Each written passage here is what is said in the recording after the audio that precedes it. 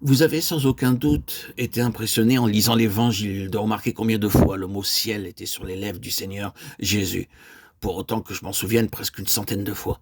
Quand un mot est fréquemment sur les lèvres de quelqu'un, sans nul doute, il exprime sa préoccupation principale. Quand nous allons à l'étranger et que nous y rencontrons des personnes qui sont de notre propre pays, nous remarquons qu'elles sont toujours désireuses et empressées de pouvoir parler de leur pays ou de leur bon vieux pays. Et l'une ou l'autre de ces expressions est continuellement sur leurs lèvres quand nous conversons ensemble. Il en était de même avec le Seigneur Jésus. Il parlait souvent de ce qui pour lui était le bon vieux pays. Il se référait toujours au ciel. Lisez de nouveau l'Évangile et vous verrez combien de fois il faisait référence au ciel et quelle était sa relation avec le ciel. Cela, en ce qui concerne Christ, nous montre trois choses, ou trois aspects d'une même réalité. Premièrement, il y avait son arrière-plan personnel, l'arrière-plan avec lequel il vivait et marchait, c'était le ciel. Il était toujours conscient de cela. Deuxièmement, il y avait son plus par rapport à cette vie et à ce monde. C'était quelque chose qui, pour lui, était un grand plus dans la vie. Tertio, en lui, il y avait quelque chose de grand et de merveilleusement différent. Ces choses caractérisaient Jésus, le Fils de l'homme, si bien que quand on le rencontrait, qu'en apparence, on l'abordait comme un simple homme, il était impossible de ne pas ressentir que vous n'avez pas rencontré tout simplement un homme ordinaire.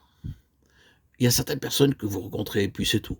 Vous les rencontrez, vous échangez quelques mots avec elles, vous vous séparez, cela s'arrête là. Elles sont venues, elles sont reparties, sans rien de plus. Il n'en était jamais ainsi avec le Seigneur Jésus. Si vous l'aviez rencontré, vous auriez aussitôt rencontré quelque chose de plus que l'ordinaire. Et vous aussi, vous serez reparti avec la conscience que ce n'est pas tout, qu'il y avait quelque chose de différent et de beaucoup plus grand que ce que j'avais touché ou vu. Beaucoup plus que ce que j'ai été capable de reconnaître ou de saisir. L'impression que cela me laisse, c'est qu'il y a quelque chose de plus grand et d'indéfinissable. Cet homme a un arrière-plan beaucoup plus profond que tout ce que j'ai pu voir autour de moi. C'est très simple, mais cela peut nous aider à mieux saisir ce qui est incorruptible. Supposons que lorsque nous rencontrons quelqu'un, au lieu d'attendre un peu, nous commencions de suite à tout exposer. C'était la chose incorruptible concernant la chose qui demeurait. Il n'affichait pas tous ses biens à la vitrine du magasin, façon de parler. Tout n'était pas exposé, vous ne pouvez pas tout comprendre tout de suite, comme s'il y avait eu uniquement que cela. Cependant, vous auriez été conscient qu'il y avait là quelque chose de vaste, une profonde plénitude, et qui laissait une puissante impression. Et permettez-moi de le dire, si cela n'est pas vrai de vous et de moi et de l'Église de Dieu, alors nous sommes tristement dépouillés de l'étoffe, de ce qui est incorruptible. Quand les gens font votre connaissance ou qu'ils me rencontrent, quand les gens viennent au milieu de nous, qu'est-ce qu'il en reste? Ils viennent et ils ont des contacts avec nous. Pouvons-nous les côtoyer dans ce monde et nous séparer, et puis c'est tout? Il y a eu un début et une fin. Il est parti bien. C'est un camarade gentil, une femme gentille, une fille gentille, des impressions superficielles, des formules empruntées, et ensuite quelque chose qui s'estompe, et puis plus rien.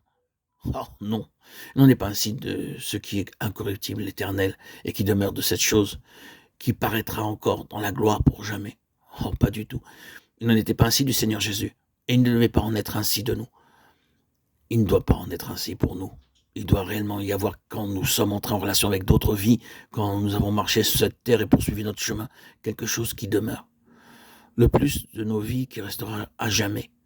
Les gens doivent pouvoir dire, il y avait quelque chose en eux plus grand que ce qui pouvait se voir sur leur visage.